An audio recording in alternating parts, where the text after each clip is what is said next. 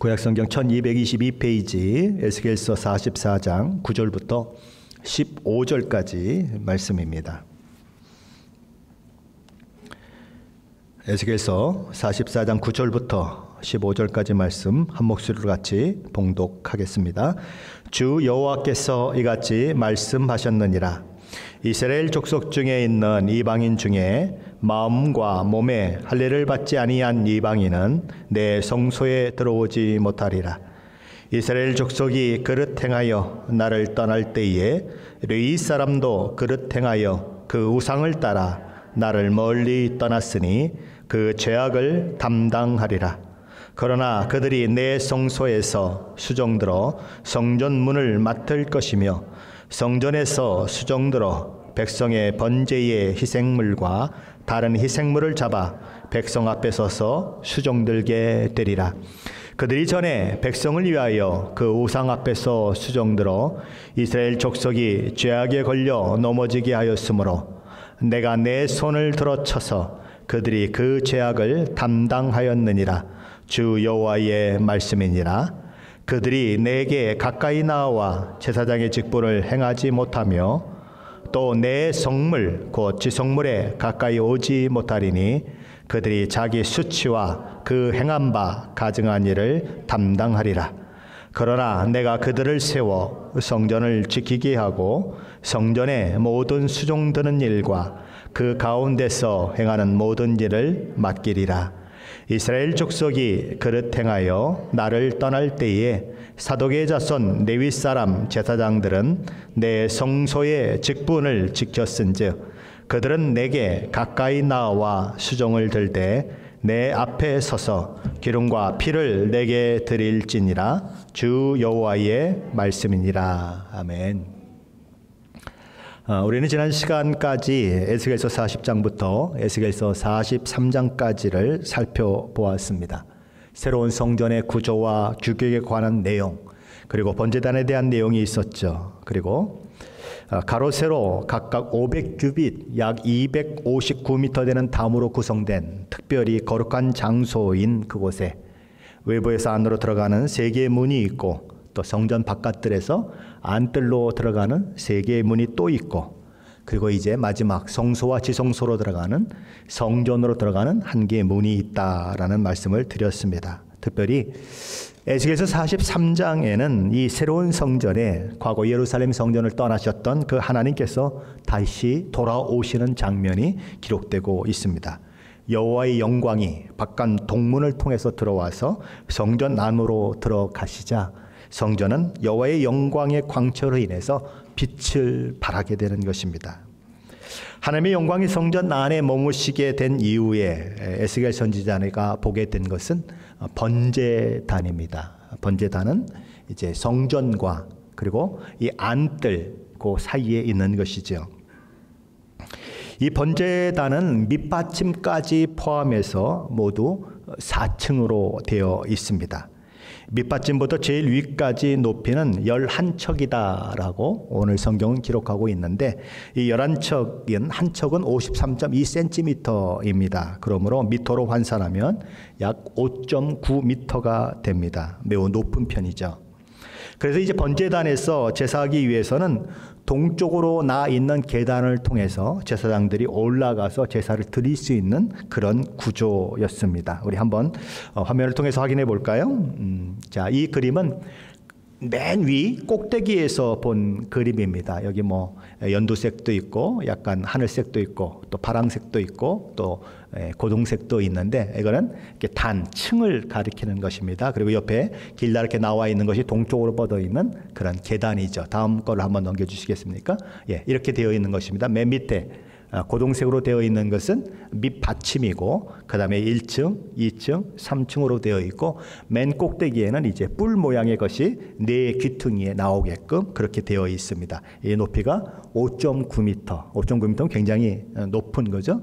그러니까 우리 여기 이 천장보다도 더 높은 거죠. 그러니까 쉽게 말하면 계단을 통해서 올라가야 그래야 거기에 올라가서 제사를 드릴 수 있다는 것입니다. 예, 감사합니다. 자, 이제 오늘 본문 에스겔서 44장에 오면 에스겔 선지자가 이제 안내자의 인도를 따라서 거룩한 이 전 구역의 바깥으로부터 바깥 동문 쪽으로 인도되는 것입니다. 그런데 바깥 동문 쪽에서 동문을 바라보니까 동문이 어떻게 되어 있습니까? 굳게 닫혀 있는 거죠. 이유가 뭘까요? 에스겔서 44장 2절 말씀은 이렇게 우리에게 이야기하고 있는데 우리 에스겔서 44장 2절 말씀 한번 같이 읽어보겠습니다. 에스겔서 44장 2절입니다. 같이 읽습니다. 여호와께서 내게 이르시되 이 문은 닫고 다시 열지 못할지니 아무도 그리로 들어오지 못할 것은 이스라엘 하나님 나 여호와가 그리로 들어왔습니다. 그러므로 닫아둘지니라. 하나님께서는 당신 자신이 들어온 그 동쪽 문을 닫아 걸고 아무도 들어오지 못하게 하라라고 말씀하셨습니다. 그 이유가 어디에 있습니까? 첫 번째 이유는 거룩하신 하나님이 지나가신 곳을 오염된 인간이 지나지 못하도록 하기 위함이고, 두 번째는 지난주에 말씀드린 것처럼 하나님께서 다시는 성전을 떠나지 않을 것이라고 하는 약속의 상징으로 그렇게 하신 것입니다. 자, 그렇다면 한 가지 퀴즈를 드려볼게요. 하나님의 그 임재 영광을 상징하는 그 영광의 빛이 동쪽 문을, 바깥 동쪽 문을 통과해서 성전까지 들어가는데 몇 개의 문을 통과했을까요? 바깥으로부터 성전 안에까지, 그리고 지성소까지 들어가는데 성소와 지성소에 있는 그 휘장은 제외시키고 그 몇 개의 문을 통과했을까요? 한 개? 두 개? 세 개? 몇 개죠? 33.3%의 확률인데 세 개를 들어갔습니다. 왜요? 이제 사방 벽이 있는 곳에 있는 문을 하나 통과돼서 들어가야 되죠. 그러면 성전 바깥들이죠. 그다음에 성전 안뜰로 들어가기 위한 문을 하나 또 들어가야 되죠. 그럼 성전 안뜰로 들어오는 것입니다. 이제 성전 안뜰에 들어왔으면 제일 정면에 뭐가 보이냐면 번제단이 보이죠. 그리고 번제단을 이렇게 돌아서 가면 어디가 만나게 됩니까?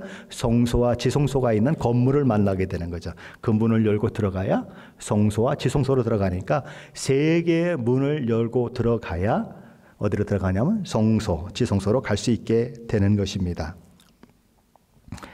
자, 그렇다면 하나님께서 이 바깥문, 동쪽으로 들어오는, 그러니까 이 거룩하게 구별된 지역으로 들어오는 바깥문, 동쪽 문은 닫아놓으라고 말씀하셨습니다. 그러고 나서 또 두 개의 문을 더 통과해서 성전문을 들어가셨는데, 이제 두 번째 퀴즈입니다. 그러면 바깥 동쪽 문은 닫아놓으라고 그러셨는데 그 나머지 두 개의 문이 더 있지 않습니까? 하나님의 영광이 지나간 문이 두 개가 더 있는데 그 문은 닫아 놓아야 할까요? 열어 놓아야 할까요? 이제는 50%입니다. 예, 닫아 놓아야 할까요? 열어 놓아야 할까요? 예, 닫으라는 얘기가 없습니다. 열어 놓으라고 되어 있어요. 자, 그러면 하나님께서 지나가신 그 자리를 오염된 인간이 지나가는 것을 막기 위해서 하나님께서 동쪽 문을 닫아 놓으셨고, 또 하나님께서 다시는 성전에서 나가지 않겠다는 그런 상징으로서 바깥으로부터 거룩한 지역에 들어오는 문을 닫아 놓으셨다면, 그럼 분명히 그 안에서 사람들이 섬기지 않습니까? 그렇죠? 재물을 가지고 온 사람들도 있을 수 있고, 또 그 재물을 잡는 레위인들도 있을 수 있고, 그 다음에 그것을 하나님 앞에 제사드리는 이 제사장들도 있을 수 있어요. 그러면 그들도 다 오염된 인간들 아닙니까?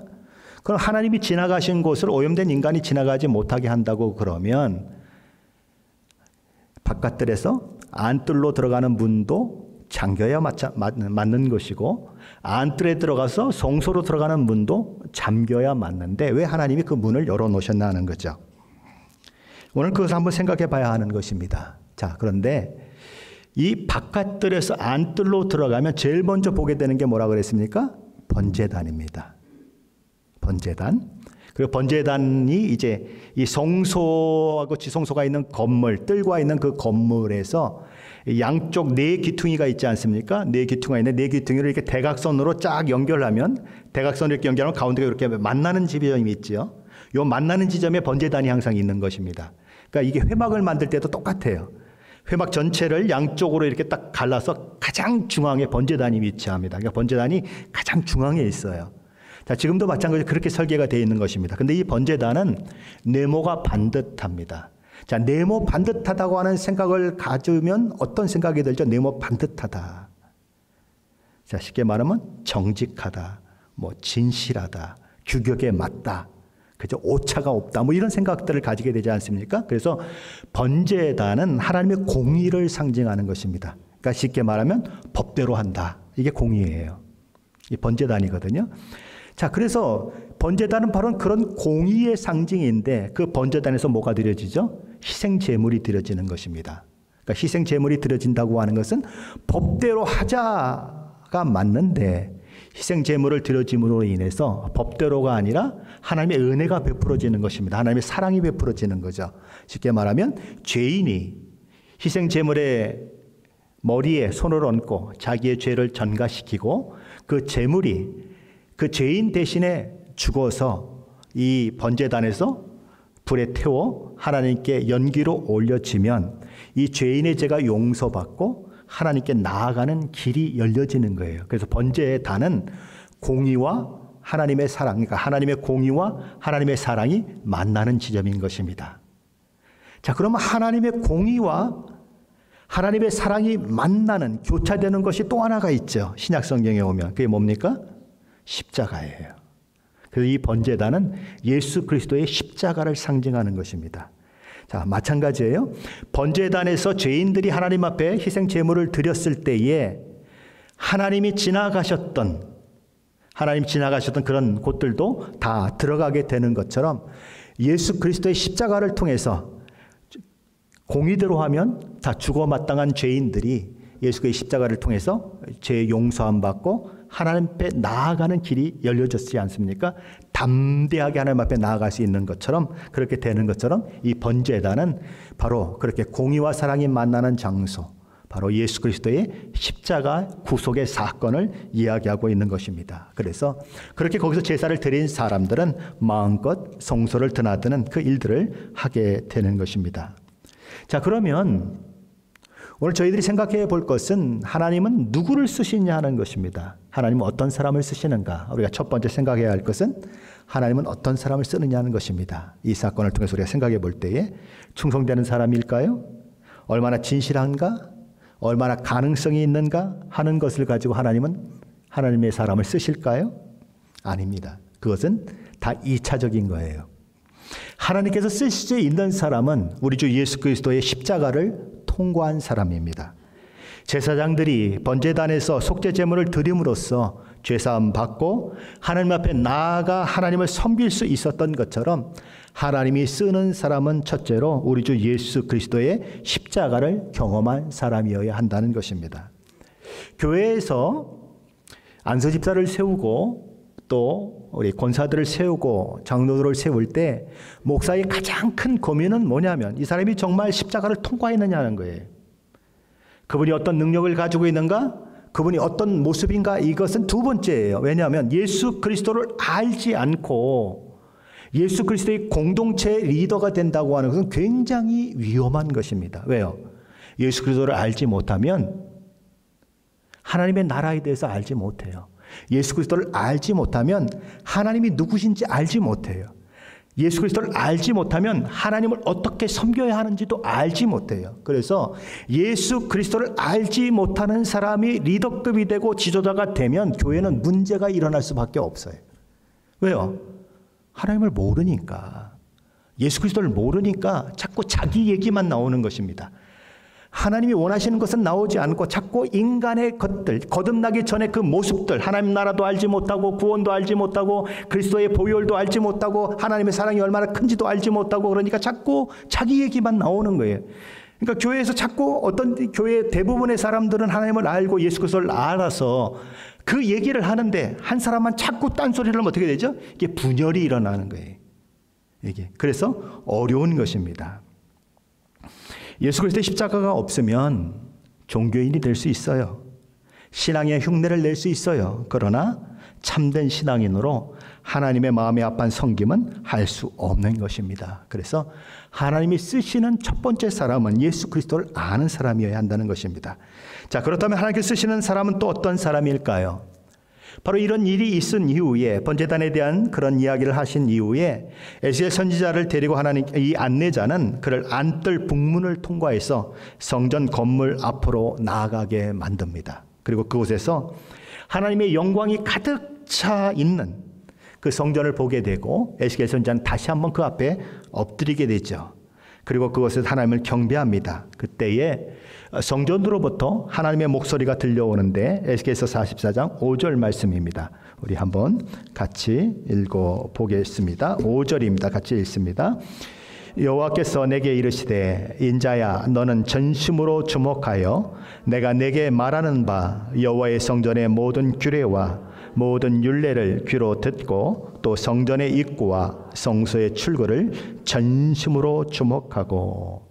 자, 요 한 구절 속에 너는 전심으로 주목하여 라고 하는 말이 나오고 마지막에도 전심으로 주목하라는 말이 나옵니다. 하나님께서 회복의 메시지를 주시고 그 메시지의 핵심인 하나님이 임재해 계신 새 성전의 환상을 보여주시고 그것에서 드려지는 제사에 대한 것들, 섬기는 사역자들에 대한 것들을 말씀하시면서 에스겔 선지자에게 권면하는 것은 뭐예요? 전심으로 주목하라는 것입니다. 한 번도 아니고 두 번씩이나 반복해서 전심으로 주목하라라고 말씀하십니다. 하나님의 회복의 말씀을 이스라엘 백성들에게 전해야 할 에스겔 선지자는 하나님께서 무엇을 말씀하시고 어떤 메시지를 주시는지 전심으로 주목해야 하는 것입니다. 그래야 하나님께서 주신 말씀을 정확하게 옮길 수가 있고 전달할 수가 있는 거죠. 대충 들으면 어떻게 되죠? 하나님의 말씀이 아니라 자기 말을 전하게 되어 있는 것이지요. 그것은 오늘날 하나님의 말씀을 증거하는 말씀 사역자들도 마찬가지인 것입니다. 그리고 오늘 이 삶의 현장에서 하나님의 말씀을 살아야 할 모든 성도들에게도 마찬가지로 적용되는 것입니다. 저와 여러분 모두는 하나님께서 무엇을 말씀하시고 무엇을 원하시며 어떤 삶을 살기를 원하시는가 하는 것에 전심으로 주목해야 하는 것입니다.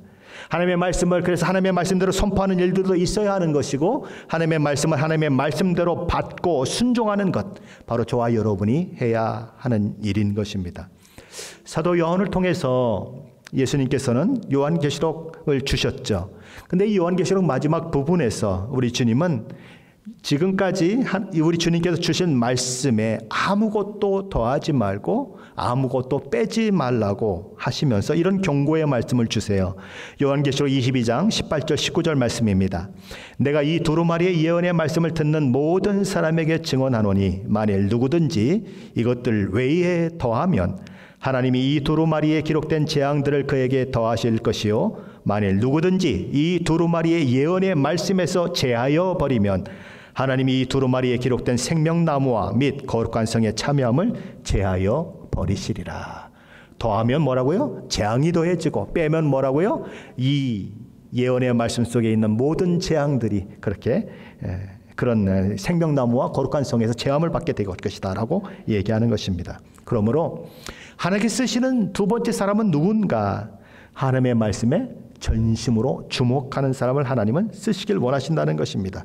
하나님의 말씀을 말씀 그대로 선포하는 사람이요, 하나님의 말씀을 경청할 줄 아는 사람이요, 하나님의 말씀을 전심으로 받는 사람이요, 하나님의 말씀에 순종하는 사람을 하나님은 찾고 계시다는 거죠. 자, 하나님께서 쓰시는 또 다른 사람은 어떤 사람일까요? 하나님이 쓰시는 세 번째 사람은 자신의 직분이 얼마나 소중한 줄을 알고 때로 어려움과 역경을 만나거나 또 여러 가지 피치 못할 상황을 만날 때라고 하더라도 서로 주변 사람들이 다 다른 마음을 가지고 다른 길을 간다고 하더라도 오로지 마음을 하나님을 향해 하면서 하나님 앞에 충성하는 사람입니다. 자, 오늘 저희가 읽었던 본문에는 두 종류의 제사장들이 나오고 있어요.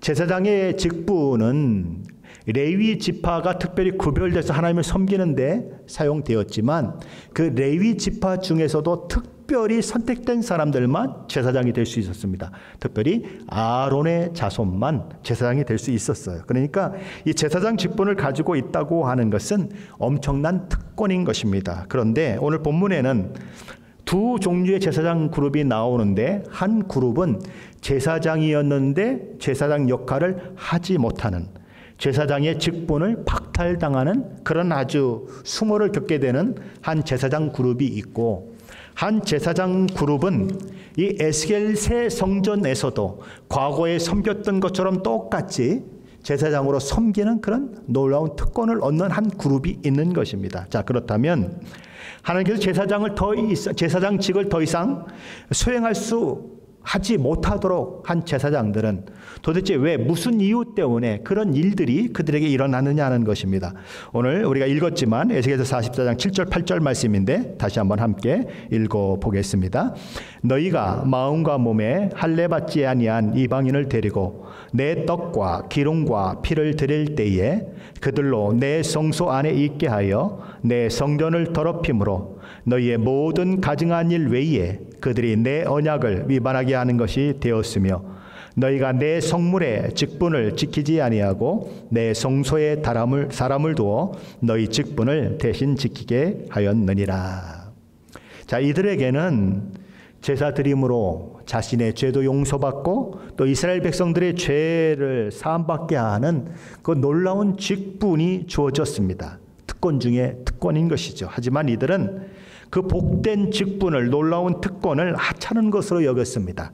귀찮고 하기 싫은 일을 해야만 하는 번거로운 일들로 그렇게 여겼다는 것입니다. 그래서 마땅히 자기가 담당해야 마땅한데, 하나님이 그 일을 위해서 자기를 불러주셨는데 그 일은 하지 않고 아무런 자격도 없고 하나님이 허락한 적도 없는 이방인들이 자기 직분을 대신하도록 만들었다는 것입니다. 이렇게 하잘 것 없는 일은 너희나 해라라고 맡겼다는 거예요.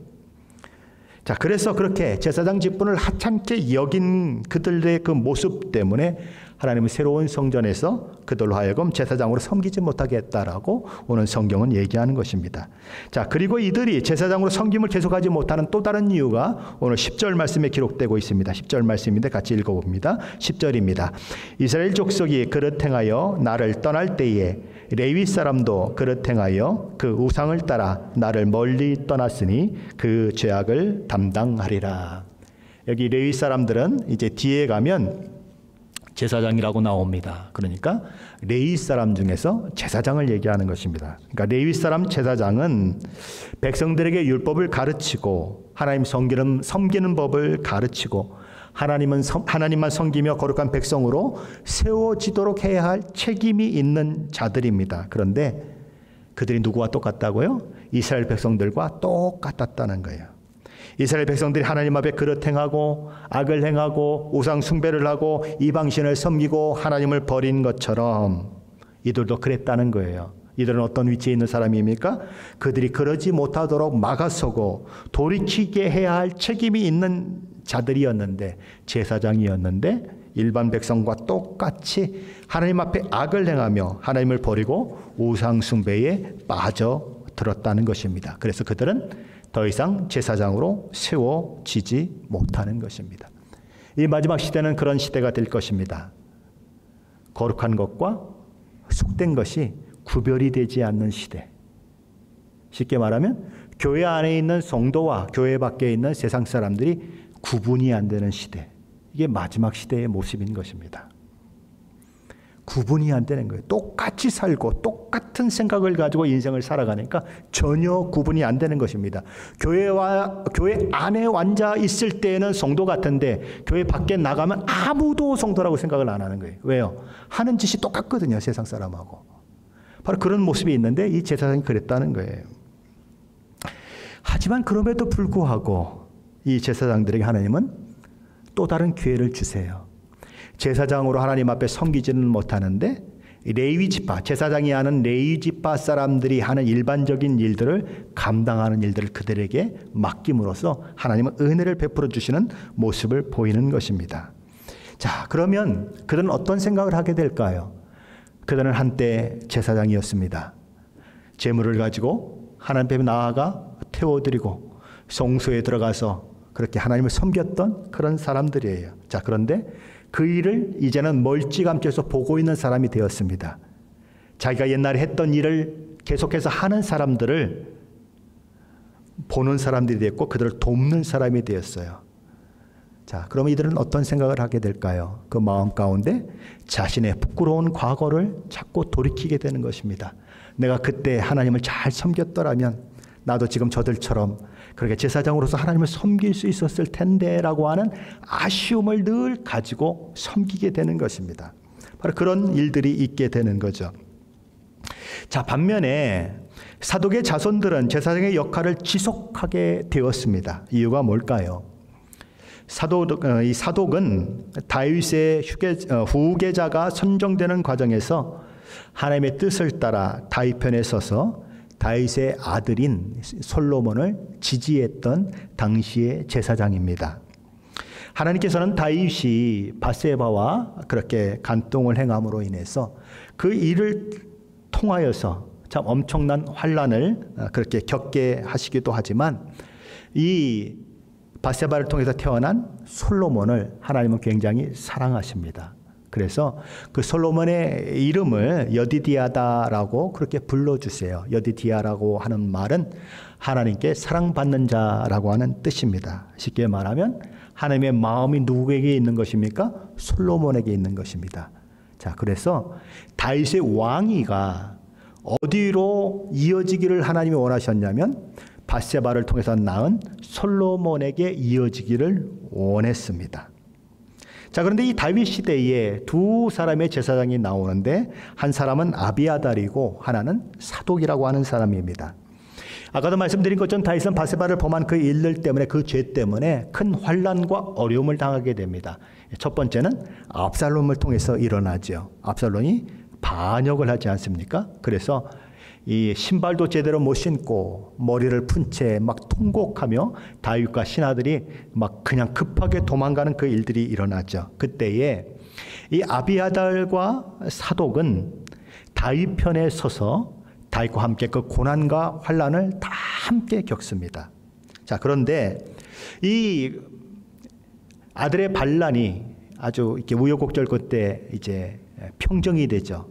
압살롬은 죽임을 당하고 다윗이 다시 예루살렘으로 돌아오게 되면서 다윗이 다시 왕이 오르게 되지요. 자, 그런데 그때는 이미 다윗이 아주 굉장히 늙었을 때인 것입니다. 자, 그런데 아버지는 너무 늙었고 자기 왕이 누구인가를 이렇게 지명하지 않고 있으니까 이제 그 중에 아들인 아도니아라고 하는 이 아들이 내가 나이로 보나 경력으로 보나 다윗 왕을 이어서 왕이 되기에 충분한 자격이 있다고 생각하는 것입니다. 그리고 그를 따르는 수많은 신하들도 역시 맞습니다. 왕자께서 차기 왕으로 세워지실 충분한 자격과 조건을 가지고 있습니다라고 생각하는 수많은 신하들도 있는 것입니다. 그래서 그가 어느 날 아버지와 상의도 아니하고 사람들을 많이 모아가지고 한 곳에 모여서 잔치를 벌이고 내가 왕이다라고 선포를 해버리게 되는 거예요. 그런데 이 아도니아가 내가 왕이다라고 선포할 때 그 자리에 있었던 제사장이 하나가 있었는데 그 제사장이 아비아달이라고 하는 제사장이에요. 두 명의 제사장이 있었습니다. 아비아달이 있었고 사독이 있었는데 아비아달은 아도니아 편에 섰고 또 사독은 어느 편에 섰습니까? 솔로몬 그 편에 섰어요. 자, 그럼 누가 하나님의 뜻을 받든 것입니까? 하나님은 솔로몬이 태어났을 때에 그의 이름을 애칭을 여디디아라고 불러주시면서 하나님께 사랑받는 자라고 말씀하실 만큼 솔로몬을 사랑하셨고 솔로몬을 다윗의 그 뒤를 이어서 왕이 될 후계자로 이미 점찍어 놓고 계셨고 다윗도 그것을 알고 있었고 다윗의 아내인 밧세바도 그것을 알고 있었어요. 자, 그러면 누가 하나님의 뜻을 받든 것입니까? 누가 다윗의 마음을 알고 행한 것입니까? 사독이에요. 여기서 두 사람의 운명이 갈라지는 거예요. 그래서 나중에 이제 솔로몬이 왕이 되지 않습니까? 근데 왕이 됐는데 아비아달을 불러들여서 솔로몬이 얘기합니다. 내가 그 반역의 일에 참가했다. 너는 마땅히 죽을 사람이지만 내 아버지 다윗이 환난을 당할 때에 내가 함께 그 환난을 당한 것을 내가 참작해서 너의 생명만은 살려주겠다. 그러니 너는 이제부터 제사장직을 그만두고 네 고향에 가서 그냥 평민으로 살아라라고 그렇게 얘기하고, 그때부터 사독이 대제사장이 되어서 이제 이 다윗의 왕가를 이렇게 잘 종교적으로 이 신앙적으로 잘 이끄는 그 일들을 하게 되는 것입니다. 이제 솔로몬이 르호보암을 낳고 르호보암 시대에 이제 두 나라로 갈라지지만 사독은 여전히 다윗 그 왕자를 이어받는 그런 나라인 남유다에 남아서 예루살렘 성전에서 대제사장으로서 계속해서 잘 섬겨갔던 것입니다. 하나님은 그것을 기뻐하셨어요. 그리고 이 사독 계열의 사람들을 에스겔의 새 성전을 섬기는 자로 세워질 것을 오늘 말씀하고 있는 것입니다. 오늘 본문 에스겔서 44장 15절 말씀에는 사독의 자손 제사장들에 대해서 하나님께서 하신 말씀이 기록되고 있는데, 우리 다시 한번 함께 읽어봅니다. 에스겔서 44장 15절 말씀입니다.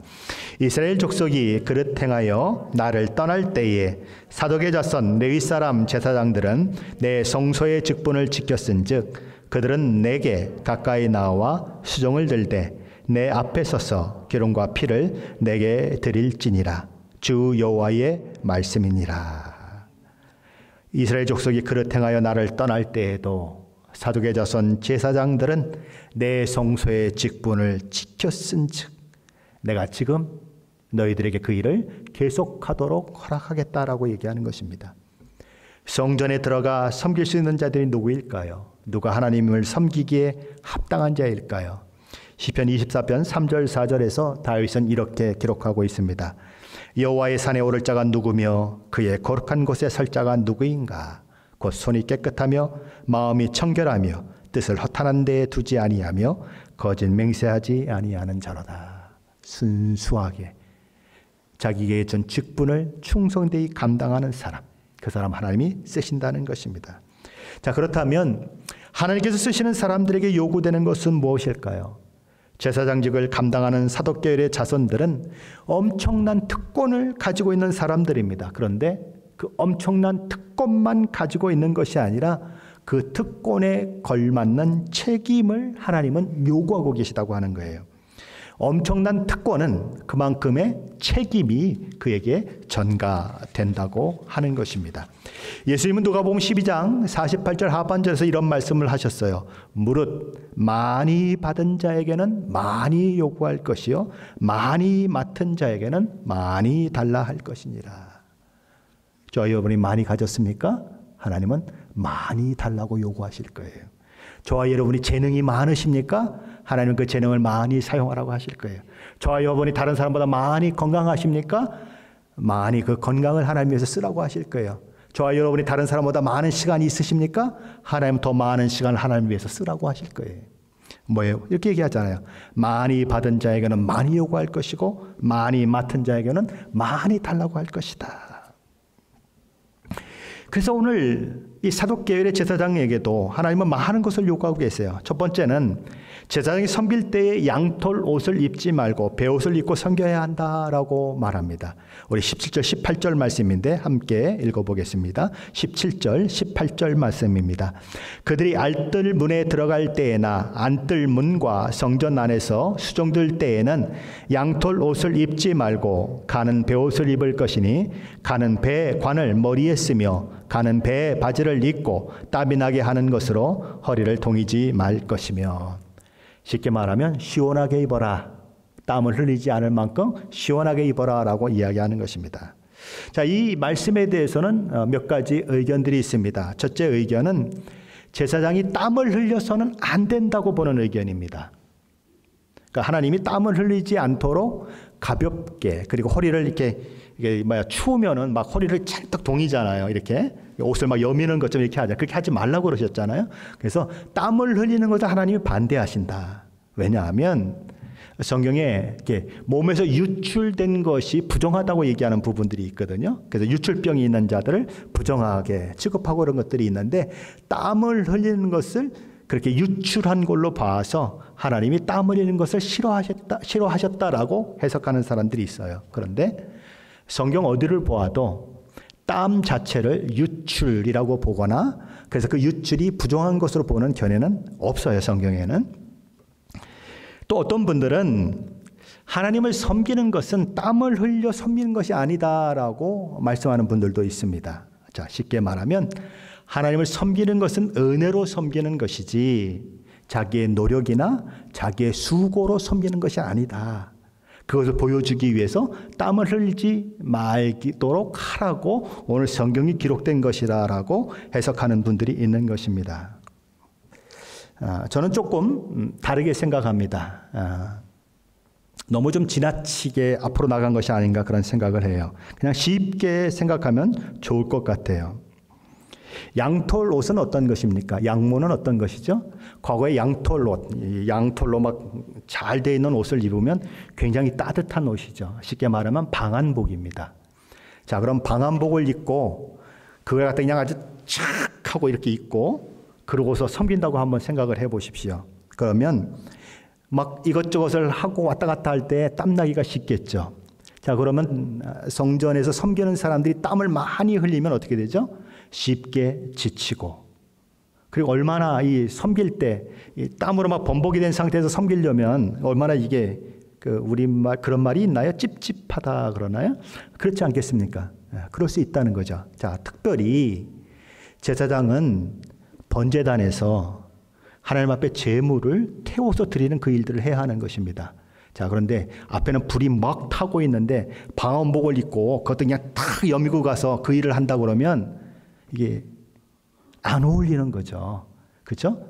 가뜩이나 앞에서 불이 있어도 더운데 방한복을 입고 그걸 확 쪼매고 그렇게 그냥 땀을 삐질삐질 흘리면서 섬겨야 할 이유가 전혀 없는 것입니다. 그러니까 간단하게 생각하면 그렇게 더운 환경 가운데서 그리고 바쁘게 움직이는 그런 상황 가운데서 그렇게 양털옷 이런 것들을 입지 말고 이렇게 간단한 베옷, 바람이 잘 통하는 베옷을 입고 섬기라는 것입니다. 그리고 베옷은 이 거룩의 상징성도 있어요. 정결의 상징성도 있는 것입니다. 그의 섬김이 정결해야 한다고 하는 그런 모습도 있는 것이죠.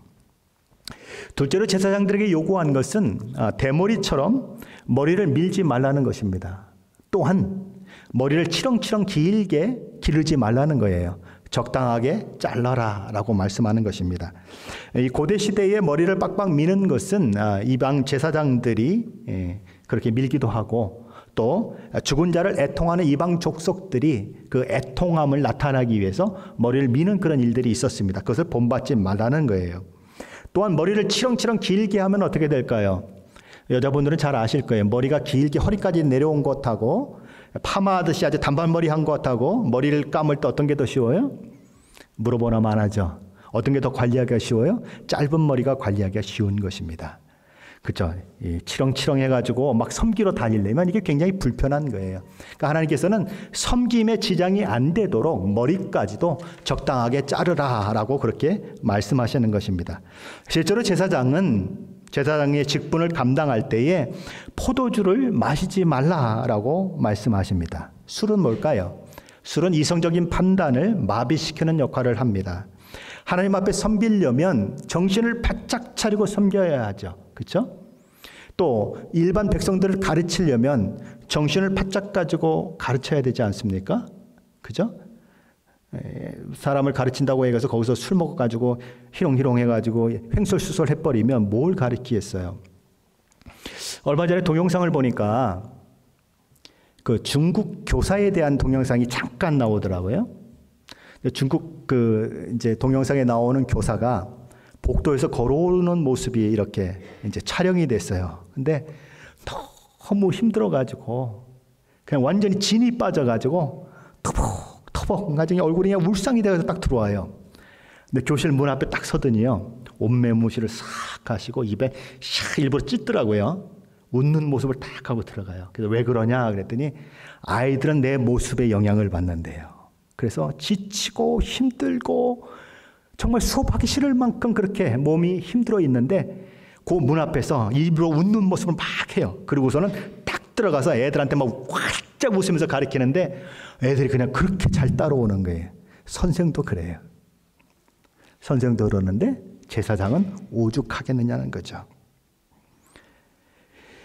자, 근데 레위기 10장에 보면 하나님께서 아론의 제사장들을 새로 세우시고 그들의 위임식을 이제 하시게 되고 그들로 하여금 제사장으로서 처음 섬김을 하게 만들죠. 자, 그런데 아론의 두 아들 나답과 아비후가 하나님께서 지정하신 불 이외에 다른 불을 하나님 앞에 드려요. 그래서 그 일로 인해서 죽음을 당하죠. 자, 그런데 그 일이 있은 바로 이후에 하나님께서 아론에게 이런 말씀을 주세요. 너와 네 자손들이 회막에 들어갈 때에는 포도주나 독주를 마시지 말라. 그리하여 너희 죽음을 면하라. 무슨 얘기예요? 그러면 앞에서 지금 왜 이 사람들이 죽임을 당했다는 얘기예요? 술 먹고 들어가서 그렇게 하나님이 원하시는 불이 아니라 자기 마음대로 그렇게 만든 불을 가지고 들어가서 죽었다는 거예요. 쉽게 말하면 처음 제사장을 했을 때 한번 생각을 해보세요. 피냄새가 진동하지요. 가축이 타는 냄새가 코를 찌르지요. 여러분이 제사장이라고 한번 생각해 보세요. 일주일을 바깥에 나가지 못하고 그 안에 계속 있으면서 제사를 한번 매일 드린다고 생각을 해보세요. 얼마나 역겹겠어요. 그러니까 술 먹지 않고는 제정신으로 할 수 없지 않았을까 하는 생각을 제 개인적으로 해보는 것입니다. 그래서 술을 마시지 않았을까. 그래서 결국 그 술을 마심으로 인해서 하나님의 말씀대로 제사장직을 감당하지 못함으로 그들은 제사장직을 처음 수행하는 그날 죽임을 당하는 것입니다. 그러니 제사장은 온 마음과 온 정신으로 하나님을 섬기는 일에 집중할 수 있도록 포도주를 마시지 말라는 것입니다. 이건 넷째로 하나님은 이런 말씀을 하십니다. 제사장은 과부나 이혼한 여자와 결혼하는 것을 하지 말아라. 다만 제사장 가문의 과부와는 결혼할 수 있다. 결혼 생활에 있어서도 섬김의 장애를 봐서는 안 된다고 얘기하는 것입니다. 그 다음 다섯째로 제사장은 율법의 내용을 잘 숙지하고 있어서 부정한 것과 부정하지 않은 것을 분별할 수 있어야 한다. 그래서 거룩한 것이 무엇인지 부정한 것이 무엇인지 백성들에게 가르쳐서 그들로 하여금 그것을 분별하고 살아가도록 만들어야 한다고 얘기합니다. 여섯째로 제사장은 율법에 능통해서 어떤 문제가 발생해서 재판을 해야 할 때에 그 율법의 근거로 해서 그것을 잘 이렇게 분별해주는 재판장 역할을 해야 한다라고 얘기하는 것입니다. 그리고 그들에게 주어진 매 안식일마다 안식일이 거룩하게 하나님 앞에 드려질 수 있도록 해야 한다라고 얘기하는 것입니다. 일곱째로 제사장은 시체를 가까이 하지 말라고 말합니다. 하나님 앞에서 거룩한 제사장을 감당하는 자로서 자기 자신이 부정하게 되면 안 되기 때문에 시체를 만지지 말라고 얘기하는 것입니다. 그리고 여덟 번째로 제사장은 하나님 앞에 나아가기 전에 자기 자신을 위해서 속죄 제물을 먼저 하나님 앞에 드려서 자기 죄를 사함받고 그 섬김을 하라고 그렇게 이야기하는 것입니다. 이렇게 제사장은 큰 특권을 가지고 있지만 또한 여러 가지 책임이 요구되고 있다는 것입니다. 하나님은 저와 여러분을 부르십니다. 우리 모두를 쓰기를 원하십니다. 그럼 하나님은 어떤 사람들을 쓰기를 원하실까요? 오늘 본문을 통해서 저와 여러분은 확인해야 되는 것입니다. 예수 믿고 하나님의 자녀가 되어서 하나님께 쓰임 받는다고 하는 것은 놀라운 특권이요 영광입니다. 하나님의 사람으로 하나님의 손에 쓰임 받는다고 하는 것보다 더 복된 것은 없어요. 그러나 그 특권은 또한 책임을 수반한다는 것입니다. 예수 믿으면 이것도 가려야 하고 저것도 가려야 하고 가야 할 곳이 있고 가지 못할 곳이 있는 것입니다. 아비아달도 제사장이었고 사독도 제사장이었어요. 제사장의 그 역할을 하면서 하나님의 뜻을 받들었던 사독은 지속적으로 제사장을 섬기게 되었지만 하나님의 뜻과 반하는 행동을 했던 아비아달은 제사장으로 섬기지 못해요.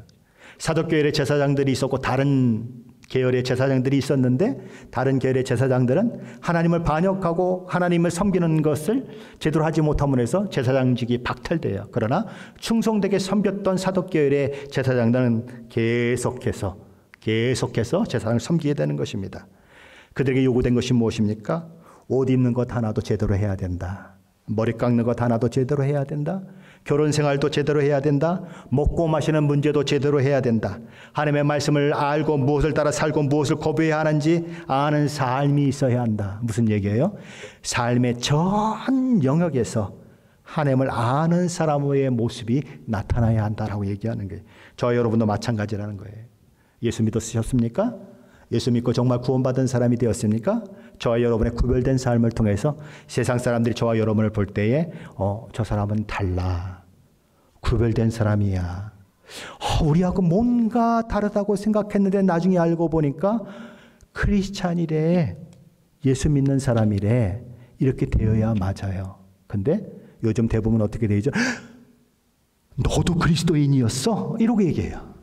이게 좀 큰 문제인 것입니다. 저와 여러분은 구별되어야 해요.